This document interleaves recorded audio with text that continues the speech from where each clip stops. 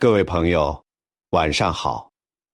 咱们今天要聊的这个人物，堪称中国历史上头一号奇葩。他的故事放到1500多年后的今天，也足够让你我瞠目结舌，三观都要重新洗一遍他。就是南朝宋的山阴公主刘楚玉。提起她，绝大多数人脑子里蹦出来的第一个标签，就是那个惊世骇俗的名场面。她理直气壮地对自己的皇帝弟弟说：“陛下，您后宫佳丽上万，我只有一个驸马，太不公平了。给我30个面首，不算过分吧？”更绝的是，他那位同样青史留名的混蛋弟弟刘子业，居然哈哈大笑，大手一挥：“姐，你说的对，安排各位，先别急着骂，也别急着往史上第一淫荡公主的狗血剧情上去脑补。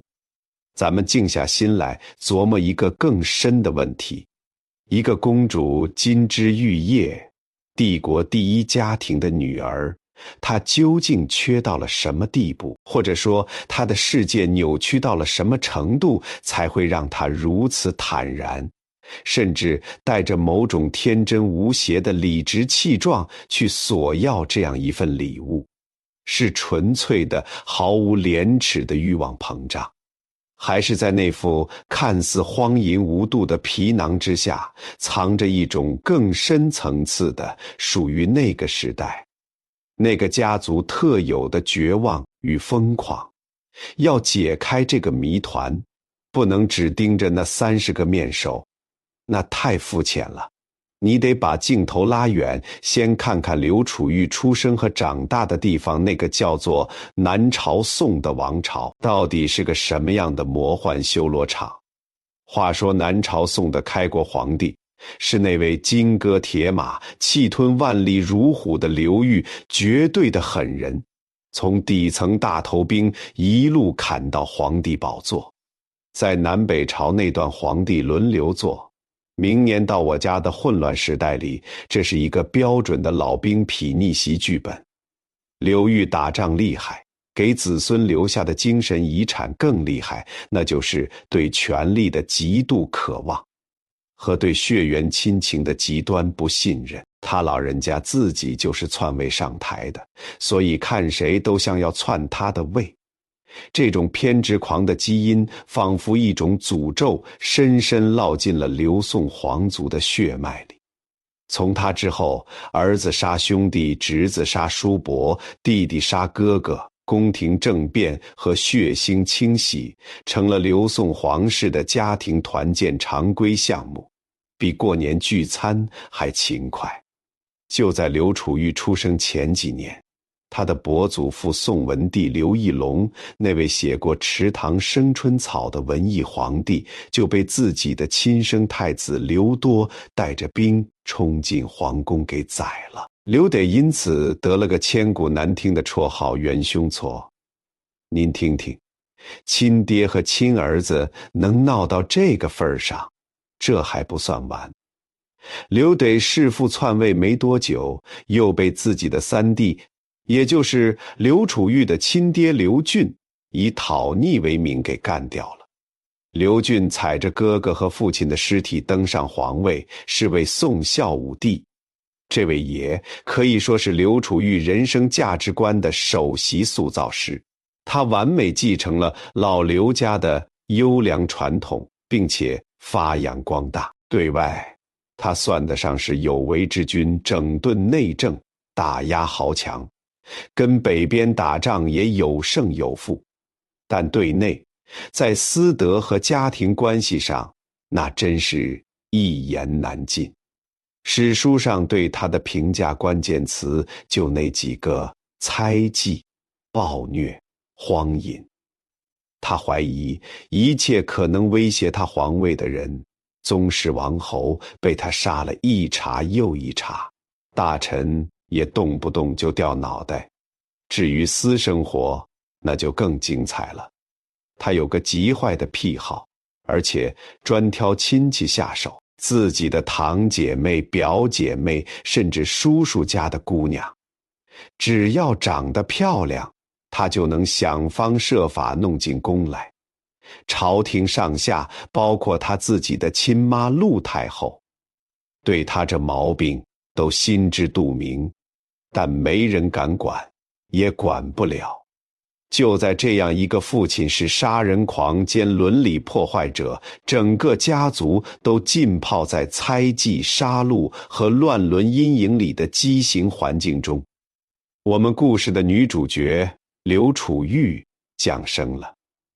而且她投胎的技术还相当不错，她是刘俊的嫡长女，正宫皇后王献温所生。请注意，这个嫡长女的身份在非常看重出身门第的魏晋南北朝，尤其是皇室，这分量可不轻。更重要的是，她从小就展现出了惊人的美貌。史书用8个字形容她：玉质柔肌，风华绝代。这可不是后世小说家的杜撰，是正儿八经史官写的。你可以想象，一个粉雕玉琢、漂亮的不像话的小女孩，在一个如此扭曲黑暗的家族里，会得到怎样的待遇？答案可能出乎意料，她是整个皇宫乃至整个帝国的珍宝，是父亲刘俊心尖上的肉。这听起来很矛盾，对吗？一个对兄弟子侄残忍猜忌，对女色毫无节制的暴君，偏偏对这个女儿倾注了几乎变态的宠爱，这其实不难理解。女儿在那个时代，尤其是皇室，在父亲眼里通常不构成直接的权力威胁。她的美貌和天真，对于在血腥权斗中精神紧绷的刘俊来说，或许是一剂难得的无害的安慰剂，一个用来展示自己也有人情味儿的漂亮装饰品。于是刘楚玉的童年和少女时代是在一个用黄金、丝绸和极致纵容打造的完美泡泡里度过的。想象一下这样的画面：健康城的皇宫，春日的御花园，10来岁的刘楚玉穿着一身当时最时尚、最昂贵的天衣，这种丝绸轻薄透明如蝉翼，层层叠叠，行走间如烟似雾，能朦胧映出底下肌肤的光泽。她像一只绚丽的蝴蝶，在假山花木间追逐着一个比她略小的男孩，他的同母弟弟刘子业。阿弟，你慢点儿，看我捉到你。她笑声如银铃群飞扬，旁边的宫女宦官们屏息凝神，脸上堆满谄媚的笑，没人敢上前说一句公主仪。因为他的父亲刘俊就坐在不远处的亭子里，一边喝着酒，一边笑眯眯地看着这对儿女嬉戏，眼里是毫不掩饰的溺爱。对于这个嫡长子，刘俊的感情或许复杂，有期望也有严厉，但对于这个嫡长女，他几乎是有求必应。玉儿，过来。刘俊招手，小公主跑过去，额角带着细汗，脸颊红扑扑的，身上散发着少女和顶级熏香混合的甜腻气息。刘俊拿出一个镶嵌宝石的小金盒，打开，里面是来自西域的最上等的胭脂，色泽鲜红欲滴。新贡的就这点儿，给你了。刘楚玉接过，眼睛亮晶晶的，对着随身携带的铜镜就试着涂抹起来，毫不怯场。涂完了还转过身，扬起小脸儿。父皇，好看吗？好看，朕的玉儿怎样都好看。刘俊哈哈大笑，可能还会补充一句，比宫里那些人都好看。这个那些人范围可就广了，可能指嫔妃，也可能指某个他不顺眼的臣子家眷。这还不是最夸张的，有时候刘俊兴致来了，甚至会抱着年幼的刘楚玉上朝，或者让他在屏风后面听着。散朝后，他会逗他：玉儿今天看见那几个大臣了吗？觉得谁长得好看，谁长得讨厌啊？年幼的刘楚玉或许会凭着孩子最直观的喜恶，指着某位胡子拉碴的老臣说丑，对着某位相貌端正的年轻官员说好看。而刘俊呢，很可能就把这孩子的戏言记在心里。那个被说丑的，说不定哪天就因为别的借口倒霉了；被说好看的，或许就能平步青云。您看，在这种环境下长大，刘楚玉会形成什么样的世界观？美貌是他无往不利的通行证，皇权具体来说是父亲的宠爱，是他坚不可摧的护身符。世界本就该围绕他的喜好运转，一切他想要的都是理所当然。他的母亲王宪是典型的大家闺秀，史称端庄恭俭，但面对丈夫的荒淫和暴虐，她除了默默垂泪，大概也没有什么力量去纠正女儿被惯坏的三观。她的弟弟刘子业更是他最亲密的玩伴和共犯，这对姐弟在父亲无底线纵容的泥潭里一起打滚，建立起一种超越寻常姐弟的近乎共生的紧密关系。他们共享着最高的特权，也一起在道德的真空中堕落。在这个阶段，刘楚玉眼中的人生是一条铺满鲜花、毫无荆棘的坦途。她是帝国最尊贵、最美丽的公主，父亲是至高无上的皇帝，弟弟是未来的太子。她想要星星，父亲可能真会想办法给她摘。未来的驸马必然是千挑万选、家世相貌无可挑剔的如意郎君。至于男人、权力、欲望，这些概念对他而言，或许就像庄顿里的胭脂水粉，衣柜里的绫罗绸缎一样，不过是可供他挑选点缀生活的物品罢了。区别只在于，有些物品他暂时还没到可以随意取用的年龄。然而，所有肥皂泡都有破灭的那一刻，尤其是刘宋皇室这种用血粘合的泡泡，破得往往猝不及防，而且声音格外刺耳。大明8年，公元464年的夏天，刘楚玉那座最坚实的靠山，他的父亲宋孝武帝刘俊，在当了11年皇帝后突然病重，很快就在建康宫的玉竹殿驾崩了，年仅35岁。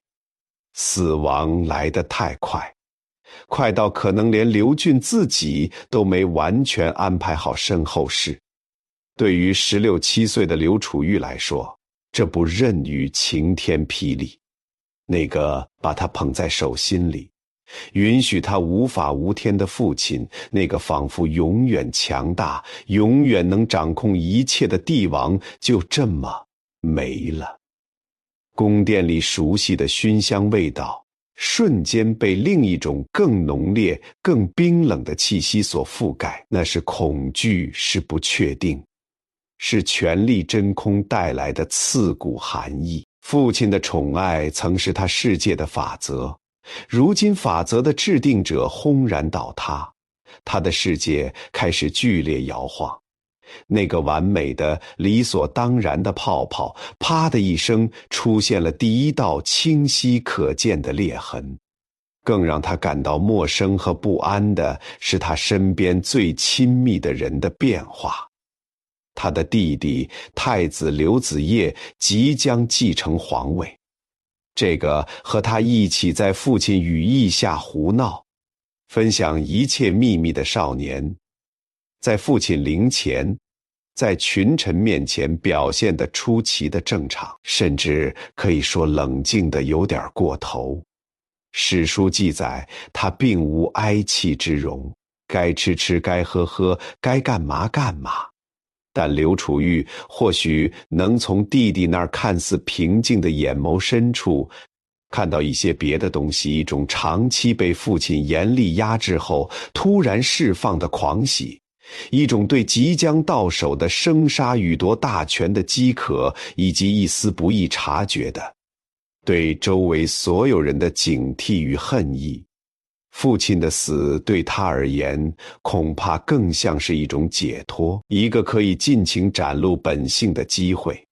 先帝驾崩，新帝登基，表面上是按部就班的国丧与新朝，但健康城的空气中暗流已经汹涌。刘俊留下的是一个外有强敌，内则宗室相残传统根深蒂固的摊子。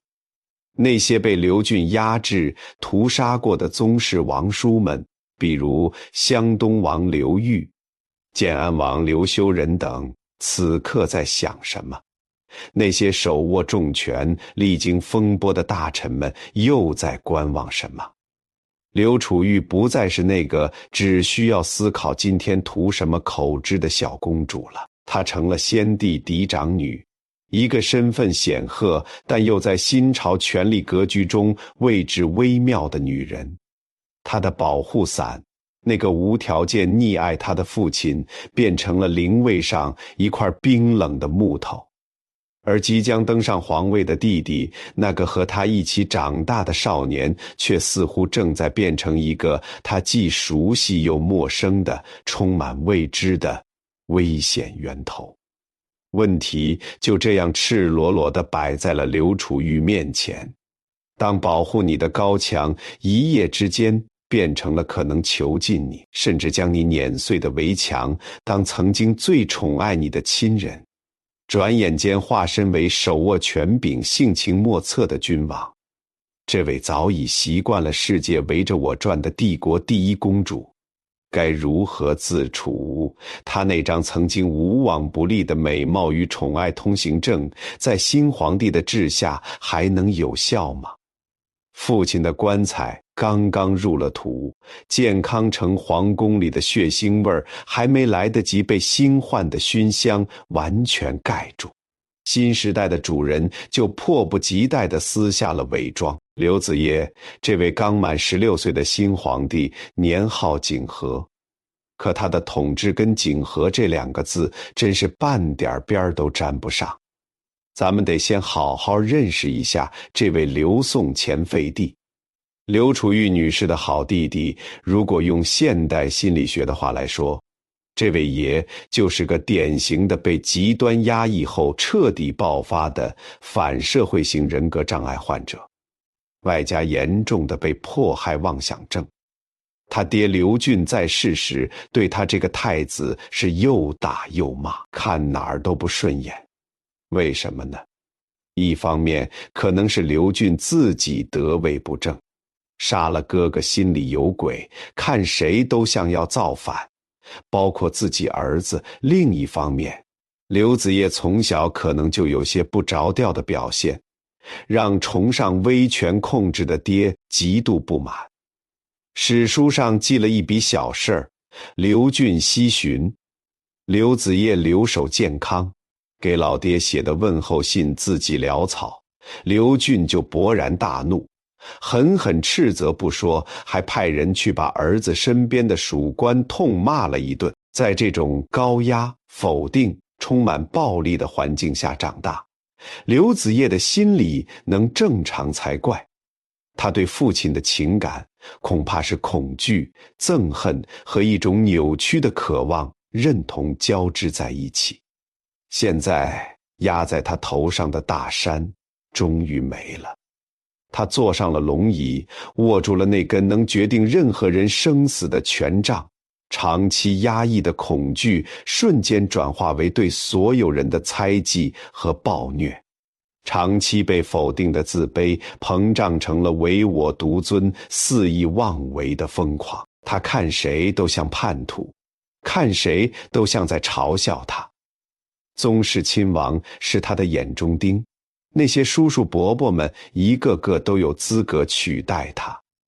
先帝留下的顾命大臣是他的肉中刺，他们看自己的眼神，是不是还像当年看他被父皇训斥时一样，带着怜悯或轻蔑？甚至后宫里的太后太妃们，他也觉得他们在背后诅咒他。于是一场接一场的血腥清洗开始了。而在这片迅速弥漫开的血色迷雾中，有一个人成了刘子业变态世界里唯一还能靠近的光源，或者说一面扭曲的镜子，他的姐姐山阴公主刘楚玉。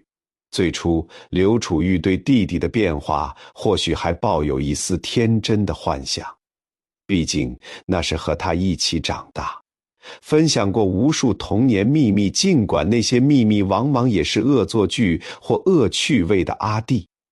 他可能试图用姐姐的身份去劝慰，去提醒，甚至试图用自己的影响力去庇护一些他认为无辜的人。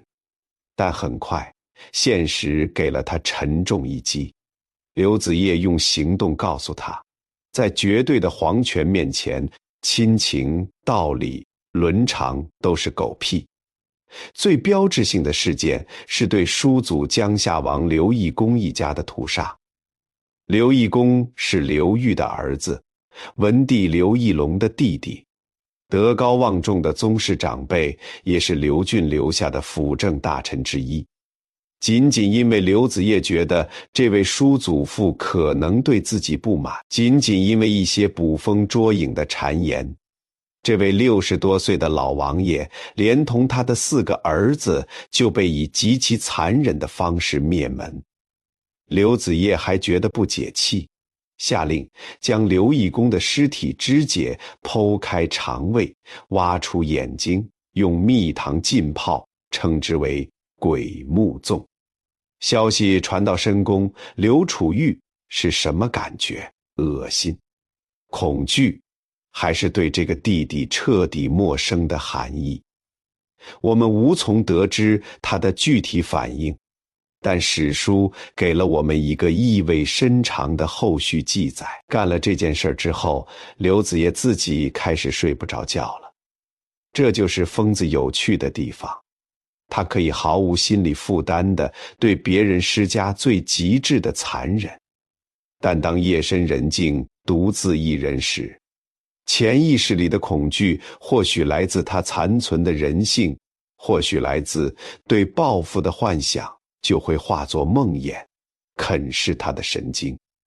于是我们看到了这样一幕极具象征意义的场景：深夜，皇帝的寝宫烛火被刻意雕得很暗，光线在巨大的宫殿里摇曳，拉长各种家具怪异的影子，仿佛那些惨死的冤魂正在角落里窥视。刘子业穿着睡衣，头发散乱，眼神涣散，像个受惊的孩子一样蜷缩在巨大的玉榻上。宫女宦官们远远跪着，大气不敢出。谁都知道，这位主子现在一点就炸。阿紫来了吗？他声音干涩，带着不易察觉的颤抖。陛下，公主已在殿外。内侍小心翼翼地回答，快让她进来。你们都滚出去，滚！刘子业暴躁地挥手。刘楚玉走了进来，他或许刚刚卸下华丽的妆容，只穿着一件素色的便袍，脸上带着一丝疲惫，但更多的是某种冷然的平静。他没有说话，只是走到榻边坐下。刘子业立刻像抓住救命稻草一样挪过来，将头枕在他的腿上，身体还微微发抖。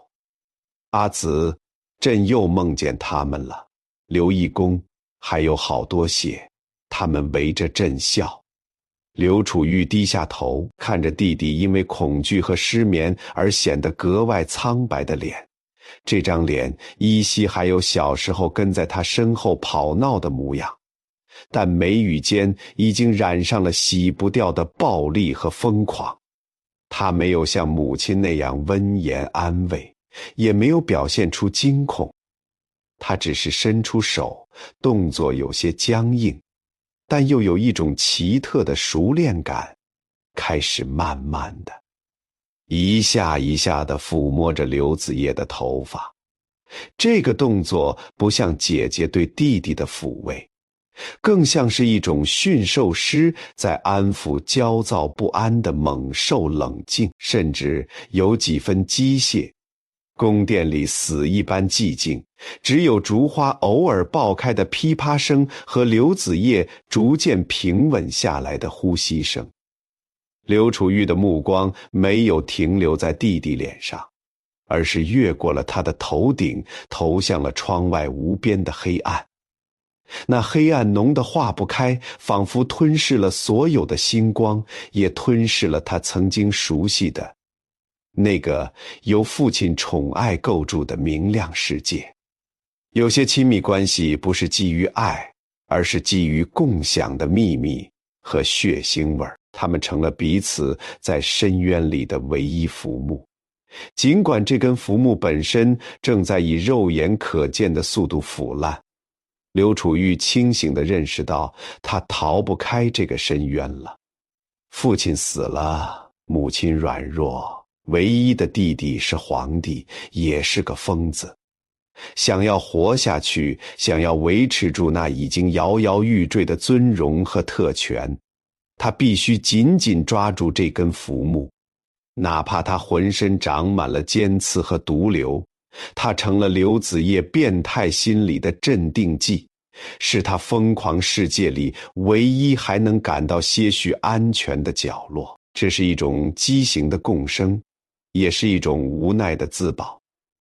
刘楚玉从被宠坏的公主正式变成了与魔鬼共舞的参与者，而魔鬼是不会满足于仅仅被安抚的，他要拉着你一起坠入更深的、更肮脏的泥潭，仿佛只有这样才能证明你们是一样的，才能驱散他内心深处那点孤零零的恐惧。刘子业开始将自己的快乐强行分享给姐姐，他召集宫女，命令她们在宫殿里赤身裸体，互相追逐嬉戏，美其名曰欣赏人体之美。他自己看得津津有味，还非要拉着刘楚玉一起观看。史书用了3个字记载刘楚玉的反应：不拒绝。我们可以想象那个画面，刘楚玉坐在那里，脸上可能带着一丝惯有的漫不经心的笑意，眼神却空洞地掠过那些羞愤欲死、被迫展露身体的宫女。他在想什么？是觉得荒唐，是麻木，还是隐隐意识到自己和这些宫女在绝对的皇权面前本质上并没有什么不同，都是玩物，只是装饰的盒子更精美一些。这种扭曲的分享达到了一个高峰。在一次宫廷宴饮酒酣耳热之际，看着自己后宫如云的美人，再看看旁边仅有一个驸马陪伴的姐姐，刘子业那股子混账劲儿又上来了。他或许是为了彰显与子同心，或许只是酒后愈发肆无忌惮。他搂着刘楚玉的肩膀，用整个大殿都能听到的声音说出了那句载入史册的名言：阿子，你看朕与子虽男女有别，但都是托体于先帝。可如今朕有6宫粉黛上万人，而阿子你只有驸马一个男人，这事情也太不公平了吧。大殿里瞬间死寂，所有乐师、舞女、侍从，甚至一些陪宴的官员都恨不得把脑袋埋到地缝里去。这话太混账，太挑战人伦底线了。把自己的后宫和姐姐的男宠相提并论，这已经不只是荒淫，简直是拿皇室的尊严和基本的伦理当擦脚布。所有人的目光或明或暗，都聚焦在了山阴公主刘楚玉身上。她会如何反应羞愤离席，掩面而泣，还是厉声斥责弟弟胡言乱语？都没有。刘楚玉端坐在那里，脸上甚至泛起了一丝奇异的红晕。那不是羞耻，更像是一种被点燃的、混合着挑衅和某种解放感的兴奋。他微微侧过头，迎上弟弟那双充满酒意和癫狂的眼睛，然后用同样清晰甚至带着几分慵懒娇嗔的语气说出了那句石破天惊的话：陛下说得对呀，这世道对女子就是不公。陛下既然也觉得不公，那不如就赐给臣妾30个面首吧，也好让臣妾不辜负这公主的尊号和陛下您的隆恩啊。他说的那么理所当然，那么理直气壮，仿佛在讨要一盒新到的胭脂，或者一套实新的衣裳。刘子业爆发出一阵惊天动地的大笑，他用力拍着案几，笑得前仰后合。好，阿紫果然是真性情，说得对，赏朕就赏你30个面首，要俊美的，要健壮的，随你挑，这才公平嘛。一场中国历史上最荒诞、最挑战礼法的交易，就在这对帝国最高姐弟的一问一答、一笑一应中轻松达成了满殿的成功。那些读着圣贤书、讲究礼义廉耻的士大夫们，一个个面如土色，血若寒蝉，礼崩乐坏，莫过于此。刘楚玉这个要求真的仅仅是因为听了弟弟的混账话一时兴起的贪欲吗？不，没那么简单，这更像是一种扭曲的报复和宣誓。首先是对弟弟的报复，你把我拉进你的肮脏游戏，强迫我观看你的荒淫，用那种混账话来羞辱我，哪怕他自己不觉得是羞辱。好，那我就顺着你的话，把你的逻辑推到极致。你要公平，那我就给你看看什么叫真正的公平。这是一种带着刺的顺从，一种用更惊世骇俗的方式回敬对方的疯狂。其次是对这个男权世界的宣示。在那个时代，男人尤其是皇帝拥有无数女人是天经地义，而女人哪怕是公主也必须从一而终。刘楚玉偏偏要用最极端的方式打破这个规则。你能拥有的，我也可以索要。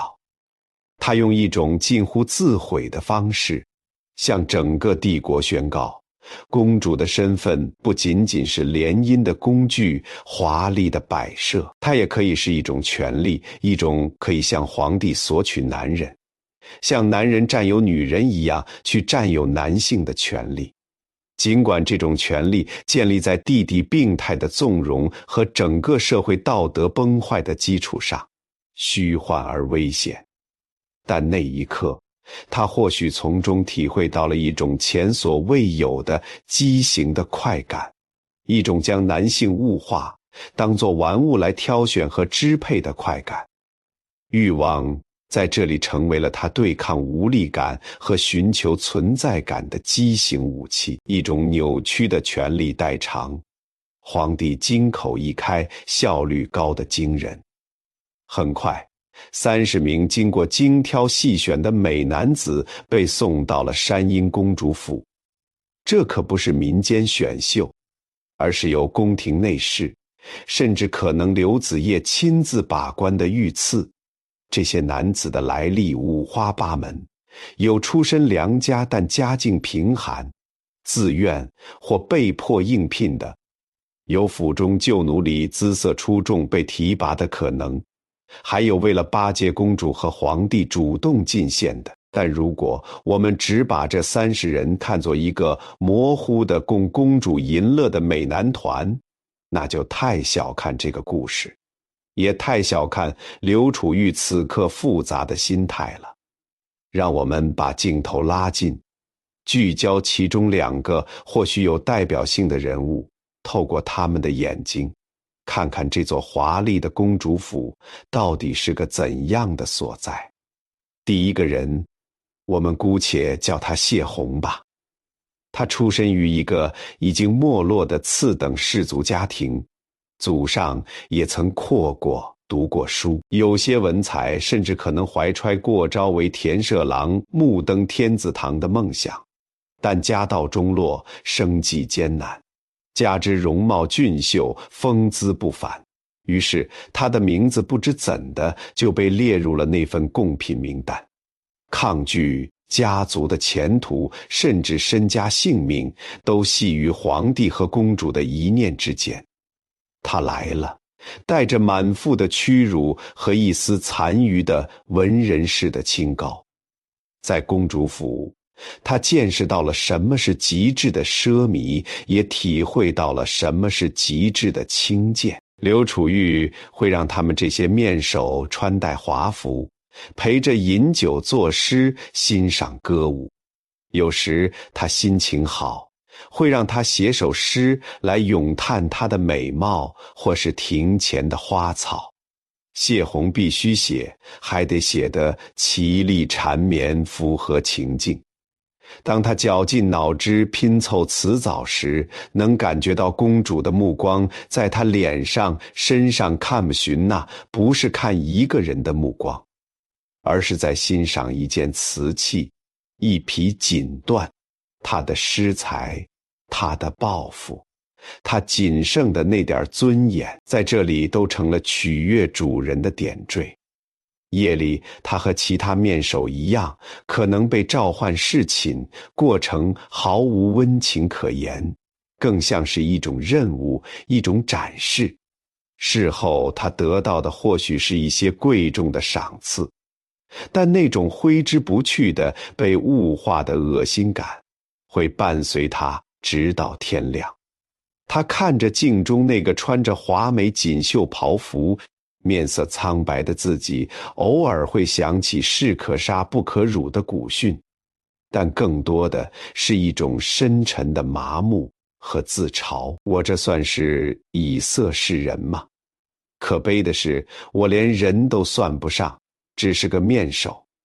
第2个人或许只是个少年，我们叫他阿鸾，他可能只有15、16岁，出身更低微，或许是某个小丽家的孩子，因为生得唇红齿白，眉眼精致如画，被强行征召进来。他还不太懂得这一切意味着什么，只是懵懂地知道要听话，要让公主高兴。公主高兴了，会赏她甜甜的蜜饯，会让人给她做漂亮的新衣服。他对谢宏那样的复杂情绪无法理解，只是本能地感到一丝害怕，尤其是当公主用那种审视玩味的眼神长时间盯着他看的时候。他像一只被精心喂养在黄金笼子里的雀鸟，羽毛鲜亮，却连飞翔的本能都快忘记了。他的悲哀是一种天真的、尚未觉醒的悲哀。那么，主导这一切的刘楚玉又是怎样的状态呢？他确实在享受这种被众多俊美男子环绕奉承的感觉，享受那种可以随意挑选支配男性的权利感。这极大地满足了他被父亲和刘子业畸形宠溺出来的极度膨胀的自我。但这种享受之下，是否有一丝空虚和厌倦？当谢宏写下那些刻意逢迎的诗句时，他是否能看出其中的言不由衷和隐藏的鄙夷？当阿鸾用那双清澈却懵懂的眼睛望着他时，他是否会闪过一丝自己也无法理解的烦躁？他得到的是身体和虚荣的暂时满足，但他真正想要的或许是尊重，或许是真正的爱慕，或许是像父亲那样无条件的，哪怕扭曲的宠爱，或许是像掌控命运一样的真实权利。这些精心挑选的面首们能给吗？答案显然是否定的，他们给不了。他们自己也是这畸形游戏里的囚徒。这场荒唐大戏里，还有一个无法被忽略的背景板：刘楚玉的合法丈夫驸马都尉何吉。何吉，这可是当时健康城有名的美男子，男士里夸他仪貌端丽，是个翩翩贵公子，出身也不错，家族是氏族，娶了皇帝最宠爱的公主，本来是光耀门楣的姻缘。可谁能想到这桩婚姻会变成这个样子？自己的妻子公然向皇帝索要30个男宠，皇帝还痛快答应了。全天下都知道，他何吉脑袋上顶着的不是驸马都尉的冠冕，而是一片浩瀚无边的绿油油的草原。这简直是士林笑柄，奇耻大辱。但何吉能怎么办抗议？他面对的可是当朝天子和他那个无法无天的姐姐休妻，那是找死。他只能忍，把所有的愤怒、耻辱、无奈都死死地压在心底，压在那张依然俊美、依然保持着得体微笑的脸庞之下。他依然每天去公主府，依然对刘楚玉行礼如仪，依然出席各种必要的场合，扮演着恩爱驸马的角色。只是他的眼神越来越沉寂，笑容越来越像是画上去的。他成了这场闹剧里最尴尬、最悲哀的旁观者和参与者。公主和面首们寻欢作乐时，他可能在隔壁书房读书；公主带着大队面首招摇过市时，他可能恰好身体不适，没有陪同。刘楚玉对他或许还有几分旧情，毕竟是正式丈夫，或许只是把他当作一个必要的体面的摆设。何吉则用彻底的近乎麻木的隐忍来维持着自己和家族最后一丝体面。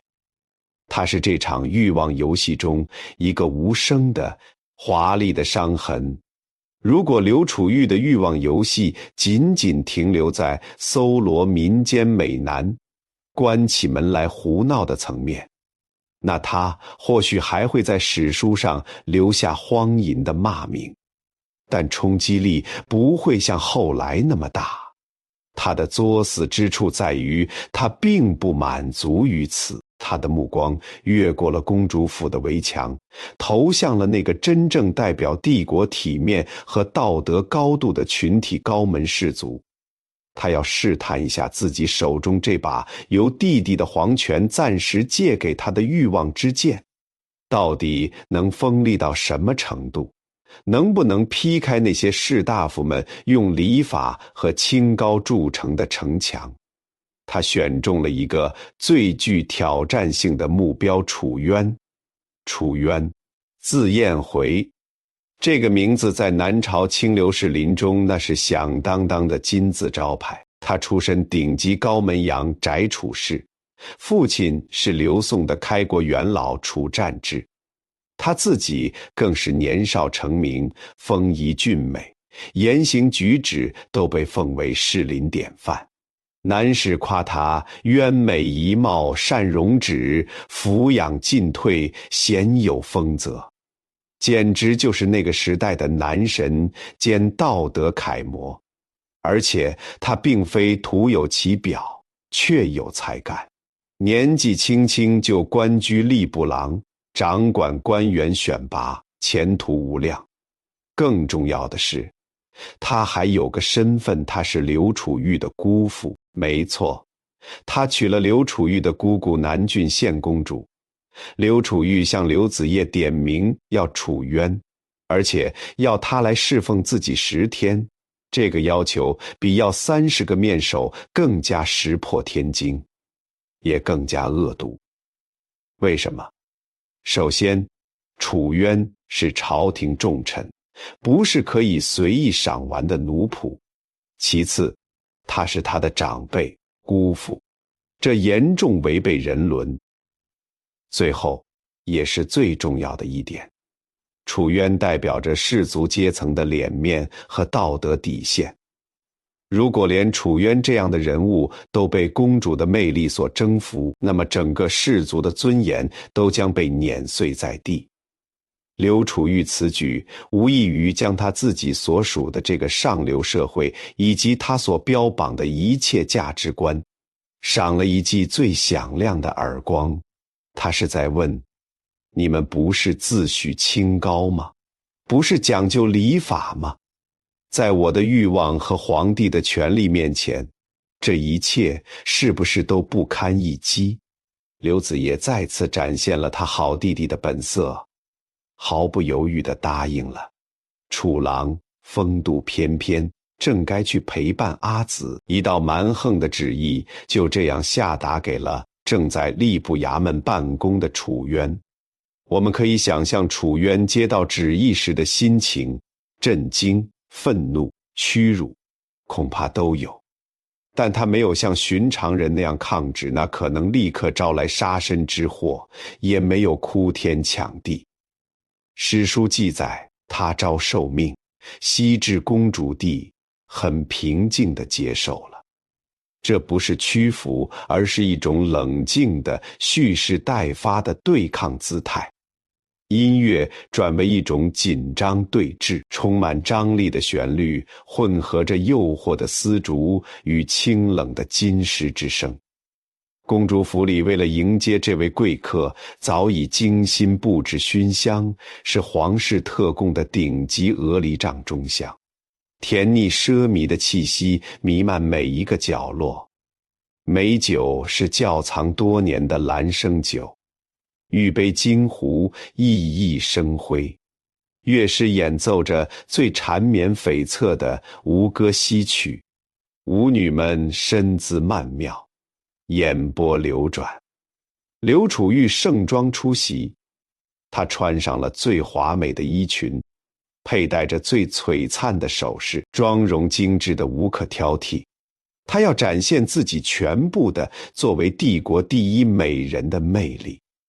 这不仅是一场情欲的诱惑，更是一场权力的示威，一场对士族清高堡垒的正面攻坚。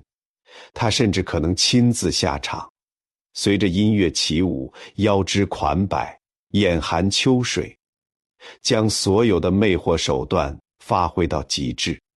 他要证明，在绝对的美丽和皇权的加持下，没有什么男人是不可征服的，没有什么道德城墙是冲不垮的。然而，他面对的是楚渊整整10天。无论刘楚玉如何引诱，无论环境如何暧昧，楚渊就做了一件事，整身而立，从西至小。什么叫整身而立？就是衣冠整齐，站得笔直，像一棵青松，像一块磐石。从晚上站到天亮，一动不动，不喝酒，不说话，不看歌舞，更不看眼前这位倾国倾城的公主。他的目光可能平视着前方某个虚无的点，或者微微垂视地面，眼神清澈而坚定，没有任何波澜。这是一场无声的，却惊心动魄的较量。刘楚玉的武器是美色，是权势，是撩拨人心的环境。而楚渊的武器只有一样，他内心的准则和他所代表的那个阶层的集体尊严。第一天，刘楚玉或许还觉得有趣，认为这是名士的矜持，是欲擒故纵。第二天、第3天，他的耐心在消磨，他的自信在动摇，他使尽浑身解数，换来的却是一座沉默的冰山。那10天里，公主府夜夜笙歌，香气缭绕，而楚渊就像这靡靡之音中一个不和谐的音符，一个活生生的移动的道德谴责。刘楚玉的挫败感与日俱增，他或许尝试过靠近，用带着香气的衣袖拂过他，用最柔媚的声音在他耳边低语，但楚渊可能连眼皮都没有抬一下。他的沉默比任何言语的斥责都更有力量，他的无视比任何愤怒的回应都更让人难堪。到了最后关头，当刘楚玉可能失去耐心，试图用更直接的手段，比如命令，或者干脆用强时，楚渊终于开口了。他的声音平静，却带着不容置疑的决绝。公主，渊虽不才，亦知礼义廉耻。若公主再相逼迫，渊唯有一死，以全名节。这句话像一柄淬火的利剑，斩断了所有暧昧的可能。他以死相逼，这不是软弱，而是最强烈的反抗。他的意思很明白，你可以用皇权强迫我来这里，但你不能强迫我做违背我意愿和原则的事。我宁愿死，也不会让你得逞。刘楚玉终于意识到，他遇到了一个真正无法征服的男人。这个男人，他的尊严和信念比他的生命更重要。他的美貌，他的公主身份，他背后皇帝的权势，在这堵用氏族气节和礼法信念铸成的城墙面前，全部失效了。10天期满，楚渊毫发无损，神色如常地离开了公主府，回到了他的衙门，继续做他的吏部郎。而公主府里那场盛大而徒劳的诱惑，成了健康城私下流传最快也最让士林扬眉吐气的笑话。刘楚玉天下男子皆可征服的自信，被狠狠地撕开了一道裂口。有些城墙用欲望的洪水是冲不垮的。楚渊的布不仅守住了他自己的名节，也像一盆冰冷刺骨的寒泉，当头浇在了刘楚玉用欲望和特权点燃的那虚幻而膨胀的权力之火上，让他第一次如此清晰地看到，他那套建立在弟弟疯狂皇权基础上的游戏是有边界的。在这个帝国里，还有一些东西是即便皇帝亲自下旨，也无法真正碾碎和征服的。楚渊的胜利是精神对欲望的胜利，是礼法对强权的局部胜利。而对刘楚玉而言，这是一次沉重的挫败。他或许在愤怒和羞恼之余，第一次开始真正审视自己的处境，离开了弟弟那不可理喻的宠爱和保护，他所谓的权力和魅力究竟还剩下多少？然而，命运的漩涡并不会给他太多反思的时间。就在他还在为楚渊的事情耿耿于怀，或者继续沉溺于与其他面首的荒唐生活时，健康城上空更大的风暴云已经悄然凝聚。他那疯狂的皇帝弟弟正在将整个王朝拖向万劫不复的深渊，而依附于他的所有人，包括刘楚玉自己，都将被这深渊吞噬。楚渊事件的挫败像一根细小的刺，扎进了刘楚玉用放纵和特权编织的华丽锦缎里。不快，但或许并未让他真正惊醒。毕竟她依然是皇帝最宠爱的姐姐，她的府邸依然夜夜笙歌，她的面首队伍依然壮观，弟弟刘子业的疯狂仍在继续。并且以加速度冲向毁灭的悬崖。而刘楚玉似乎已经习惯了与这疯狂共生，甚至在一定程度上成为了这疯狂宫廷景观的一部分。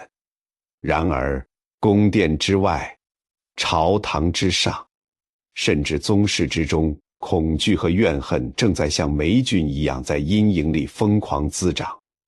刘子业的屠刀挥得越来越没有章法，也越来越频繁。刘子业的神经质和残暴，在他在位的短短1年里，达到了令人发指的程度。他怀疑所有的叔叔，认为他们年长且有威望，对自己是巨大的威胁。于是他把几位年长的王爷湘东王刘裕、建安王刘修仁、山阳王刘修佑全部召到建康，拘禁在皇宫里，肆意殴打、辱骂、折磨。其中湘东王刘裕的遭遇最为典型和屈辱。刘裕是刘义隆的儿子，刘子业的亲叔叔，比刘子业年长10多岁，体态肥胖。刘子业给他起了个侮辱性的外号猪王，把他当猪一样对待。他命人在地上挖一个大坑，里面灌满泥水，让刘裕脱光衣服，像猪一样在泥坑里打滚儿，又让人用木槽盛上杂粮，拌上野菜，命令刘裕像猪一样用嘴去槽里啃食。这还不算，刘子业好几次动了杀心，要把这位猪王叔叔宰了吃肉。多亏了同样被囚禁但稍微机灵点的建安王刘修仁在旁边插科打诨，说猪还没养肥，杀了可惜之类的混账话，才勉强保住刘裕的性命。想象一下那个场景，堂堂帝国亲王先帝之子，被自己的侄子当朝皇帝逼迫在泥浆里打滚儿，像牲畜一样进食，尊严被践踏得一丝不剩。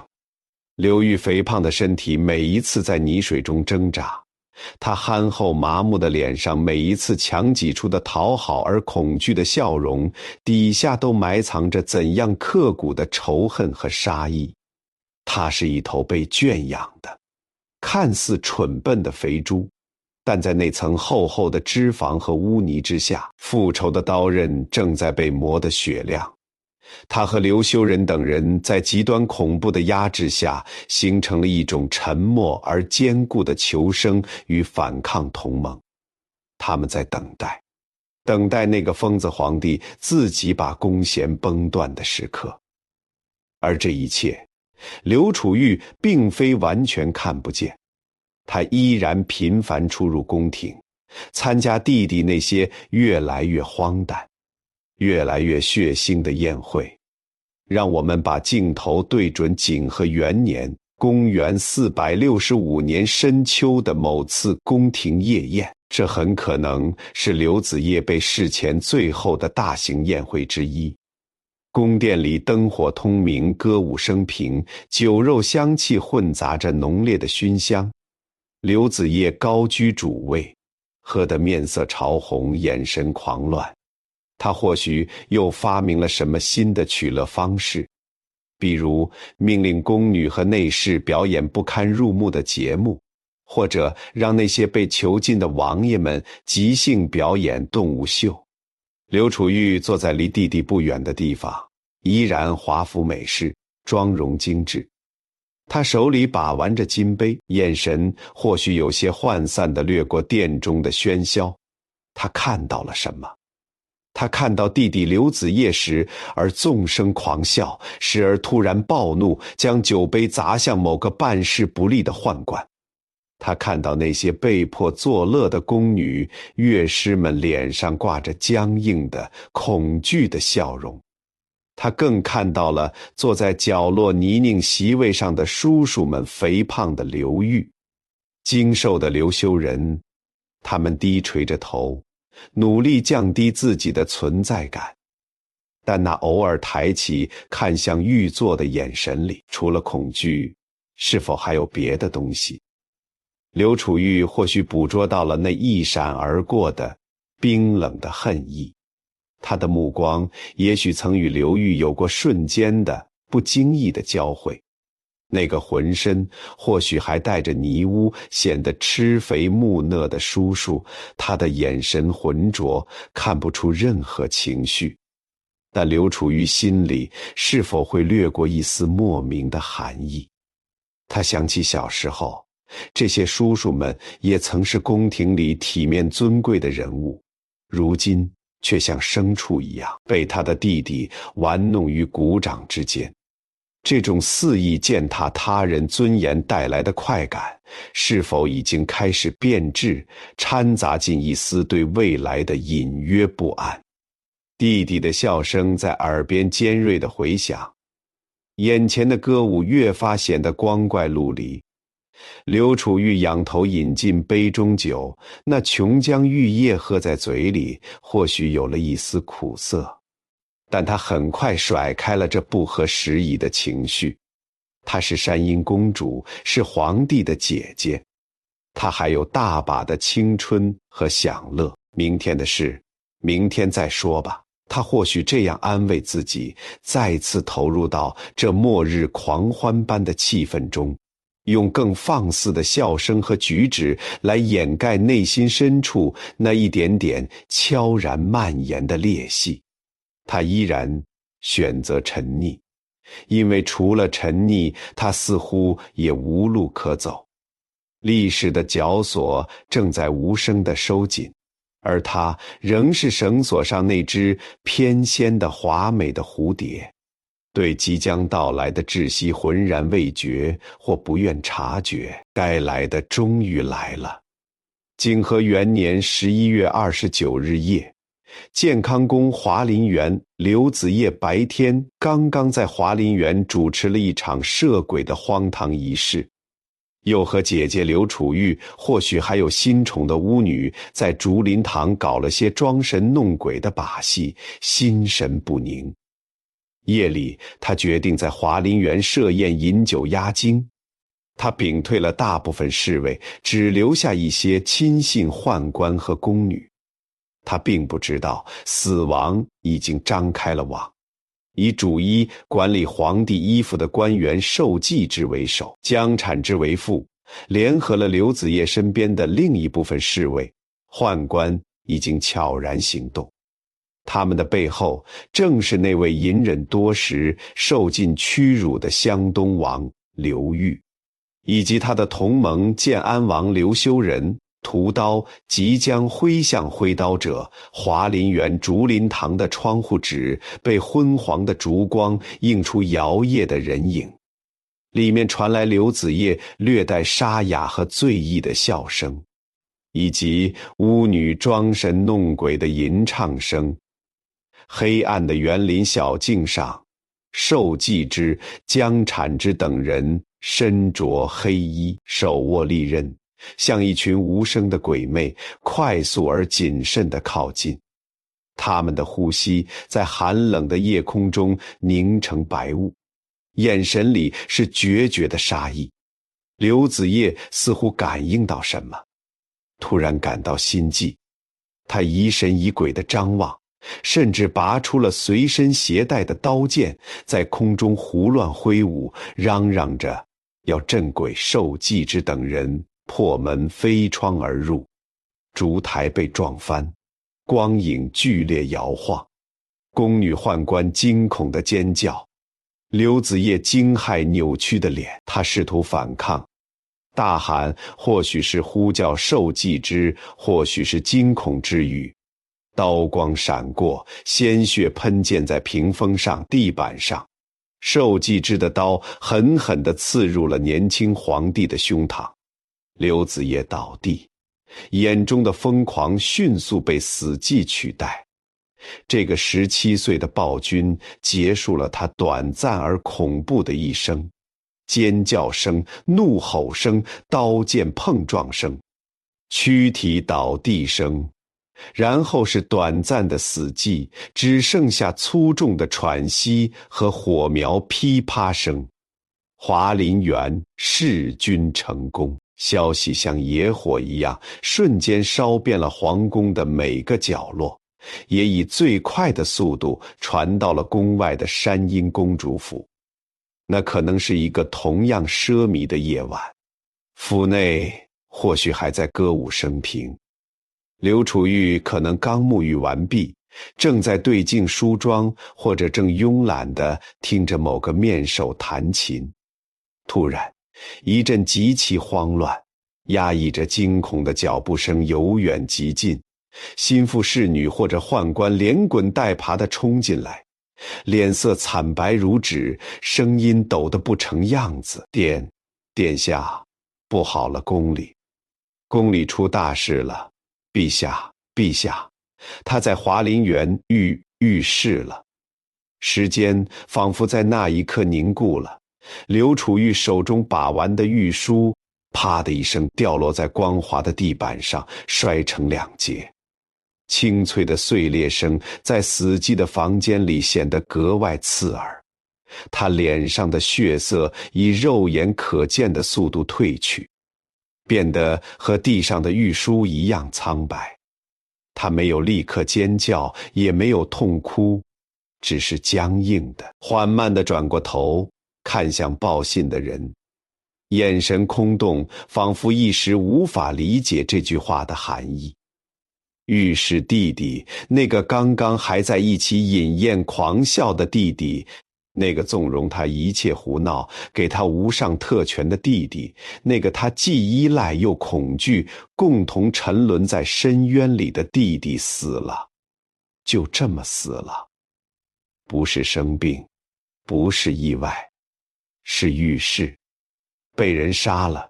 支撑他整个世界的最大一根柱子轰然倒塌，不是缓慢倾斜，而是瞬间粉碎。那些华服、美酒、面首、特权，所有建立在刘子业皇权基础上的东西，在这一刻全部失去了意义，变成了空中楼阁，瞬间化为齑粉。恐惧吗？当然有。弑君者会如何对待他？这个前朝公主，暴君的姐姐，下一个会不会就是她？但除了恐惧，更强烈的或许是一种彻骨的空虚和冰凉，就像一直沸腾翻滚的岩浆突然冷却，露出了底下冰冷坚硬的岩石，一直包裹着他的那种喧嚣的、灼热的、带着血腥味的安全感突然被抽空，让他赤裸裸地暴露在冰冷的现实空气中。那个和他共享最多秘密、最多疯狂的人没了。从此以后，这世上再也没有人能像刘子业那样无条件地纵容他，理解他，哪怕是扭曲的理解了，还有一丝清醒。或许吧，在这巨大的毁灭性的冲击下，一直被欲望和特权麻醉的神经，反而被刺痛地清醒了一瞬。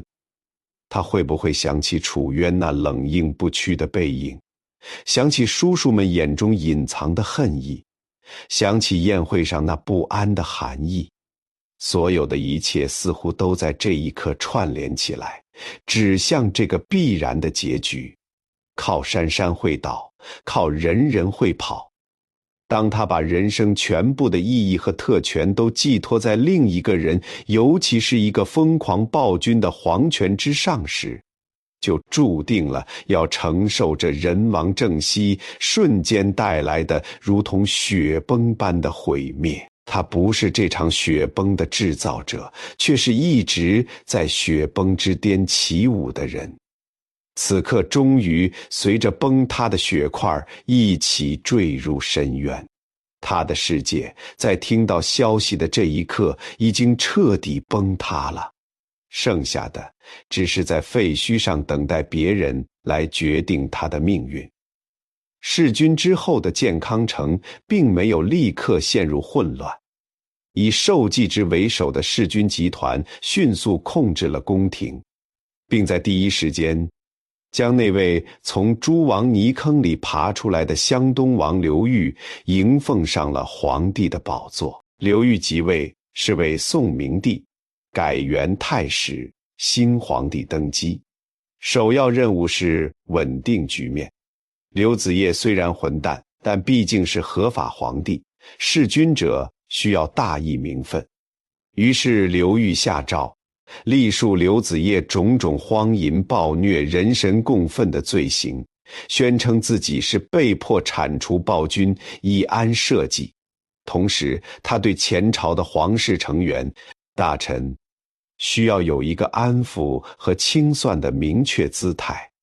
刘楚玉就处在这个微妙的位置上。对于刘裕而言，这位侄女印象不可谓不深刻。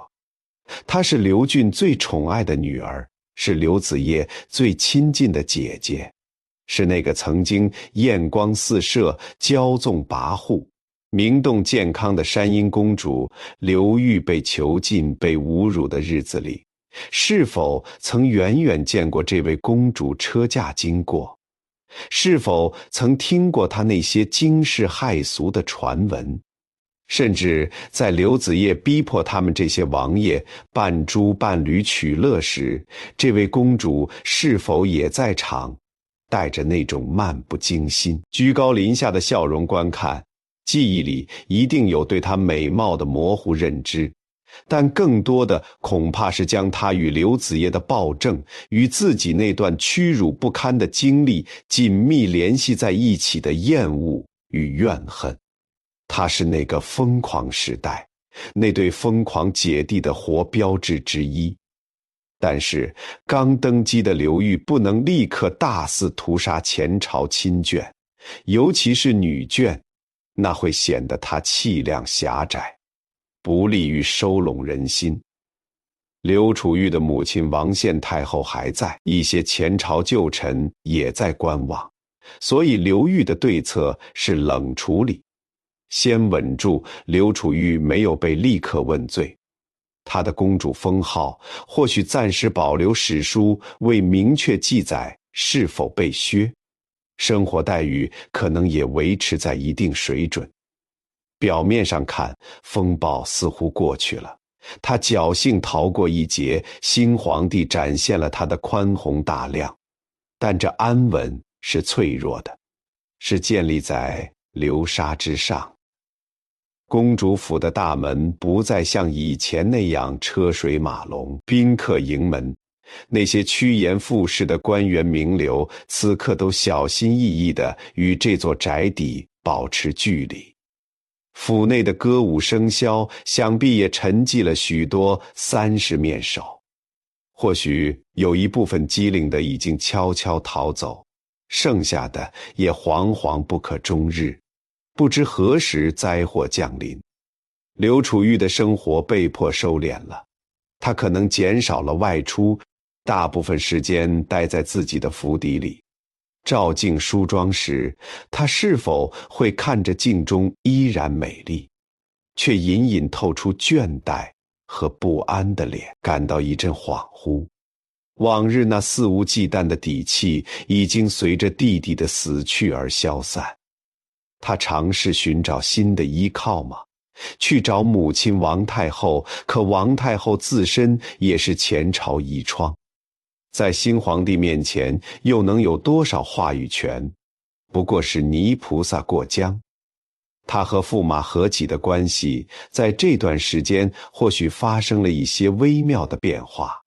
往日何几是耻辱的隐忍者，是这场荒唐婚姻里沉默的背景板。但现在靠山倒了，公主头上的光环急剧暗淡。何几，这位一直保持着氏族仪表、忍受着奇耻大辱的丈夫，他的心态是否会发生变化？是多了几分同情，还是暗自松了一口气，觉得或许终于可以摆脱这噩梦般的生活，甚至看到了某种结束这一切的可能。史书没有记载何几在这段时间的具体活动，但可以想象，这个心思深沉、善于隐忍的美男子一定在冷静地观察、谨慎地选择刘楚玉自己呢？他是否天真地以为只要自己低调一点，不再惹事，就能靠着前朝公主的身份安稳度日？或许吧，但政治的残酷很快就会给他上一课。刘裕的皇位坐得并不安稳，刘子业虽然死了，但他的弟弟们，比如被刘裕拥立为帝，又很快废掉的刘子勋晋安王，以及其他一些不服刘裕的宗室，地方势力纷纷起兵反抗，一时间天下刀兵四起，刘宋王朝陷入了更加惨烈的内战。在这种情况下，建康城内的气氛再次紧张起来，任何与前朝有密切关联的人都成了潜在的怀疑对象。猜忌链一旦形成，就会自动吞噬靠近他的一切。刘楚玉作为刘子业最亲密的姐姐，作为曾经权势熏天、恶名昭彰的公主，她就像一颗已经不再发光却依然碍眼的钉子，存在于新皇帝的视野里。留着她，不仅可能勾起刘裕不快的回忆，更可能在将来被反对势力利用。尽管她是个女流，但在极端政治环境下，身份本身就是原罪。当皇权稳固需要牺牲品，当清洗需要借口时，刘楚玉的荒淫恶名就成了现成的最顺理成章的罪名。他足以在舆论上将他抹黑，让他死得合乎道德，死得大快人心。太史元年公元465年的某一天，距离刘子业被杀大概不到1年，或许只有几个月赐死的诏书终于还是来了。没有大队兵马，只有几名面无表情的宫廷使者捧着诏书和一壶酒，来到了已然冷清的山阴公主府。府内一片死寂，仆役们跪伏在地，瑟瑟发抖。那些尚未离去的面首们早已不知所踪，或者躲藏在最阴暗的角落。使者宣读了诏书内容，无非是列举山阴公主刘楚玉淫乱宫闱、恃宠骄纵、秽乱朝纲等罪状，称其人神共愤，天地不容。今次死以正纲常，没有给他任何辩解的机会，也不需要。刘楚玉跪在那里，听着那些熟悉的罪名，脸上出乎意料的平静，没有哭喊，没有哀求，没有愤怒的驳斥。经历了楚渊的挫败，经历了弟弟被弑的冲击，经历了这大半年战战兢兢、如履薄冰的安稳日子，他似乎早已预料到这一刻的到来。他甚至可能有一种终于来了的解脱感。他走进了内室，示意颤抖的侍女退下，自己坐到了那面熟悉的、曾经映照过他无数风华绝代时刻的铜镜前。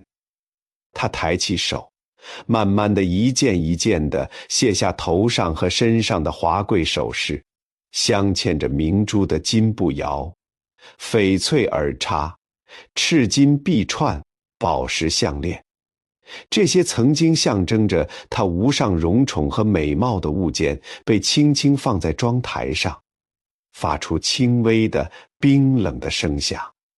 每卸下一件，镜中那个绝世佳人的影像就仿佛暗淡一分。然后他打开衣柜，没有选择最华丽的公主礼服，而是拿出了一件颜色较旧、款式简单的衣裙。这或许是他少女时期父亲刘俊还在世时喜欢的某件旧衣。他慢慢地穿上，镜中的女子洗尽铅华，褪去所有外在的装饰，露出了原本清丽却写满疲惫与沧桑的容颜。这一刻，她不再是那个骄纵跋扈的山阴公主，只是一个走到了生命尽头，年仅20岁左右的年轻女子。她整理好衣襟，抚平袖口的褶皱，动作从容，仿佛只是要出门参加一个寻常的聚会。然后她转过身，走向外间，那里毒酒已经备好。她没有再看任何人，也没有任何遗言。或许对于这个她始终未能真正理解，也未能真正掌控的世界，她已经无话可说。她端起那杯酒顿了顿，然后仰头一饮而尽。在权力的清算单上，荒淫从来不是最主要的罪名。站错了队，失去了价值，可能构成威胁，才是真正致命的死因。刘楚玉那些惊世骇俗的行为和恶名，不过是历史递到胜利者手中的一把最顺手、最符合道德正义的刀，用来完成这场必然的清洗罢了。山阴公主刘楚玉香消玉殒，她的人生从极致的宠爱和纵容中开始，在极致的放纵与争议中达到高潮，最后在政治清洗的冰冷帷幕下悄然落幕。他试图用欲望挑战规则，最终却被规则的暴力彻底吞噬。那杯毒酒终结了刘楚玉年仅20岁左右的生命。史书对此的记载吝啬而冰冷，一如那个时代对待失败者的态度。他死后被草草埋葬，曾经恭贺无比的公主府邸迅速沉寂在历史的烟尘中。耐人寻味的是他的驸马何己。这位以隐忍和美貌著称的丈夫，并未因妻子的大逆不道而受到过多牵连。新皇帝刘裕似乎放过了他。何己后来继续出仕，在南齐朝官至散骑常侍、太子詹事，得以善终。